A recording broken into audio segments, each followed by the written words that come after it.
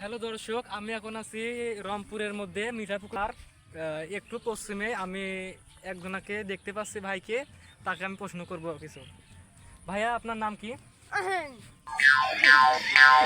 আপনার নাম তো আপনার নাম তো আমি বুঝতে পারলাম না।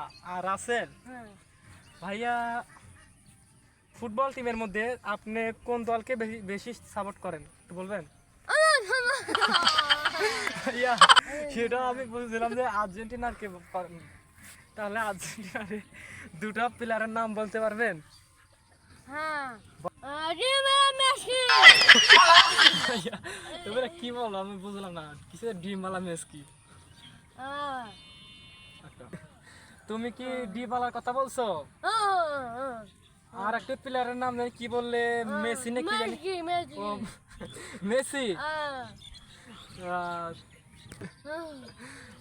তুমি প্লেয়ারের মধ্যে, ডিভা আর মেসির মধ্যে, দুজন প্লেয়ারের মধ্যে তুমি কাকে বেশি ভালোবাসো?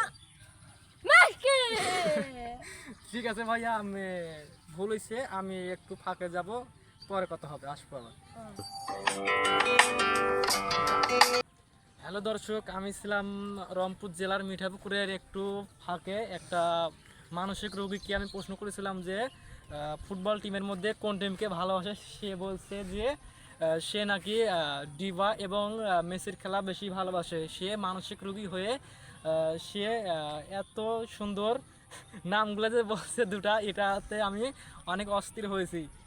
এখন আমি এই রংপুরের মানসিক রোগীর জন্য কিছু আমি আবার কিছু আমি তাকে টাকা দিব। আমি বলেছি আমি কিছুক্ষণের মধ্যে আসবো।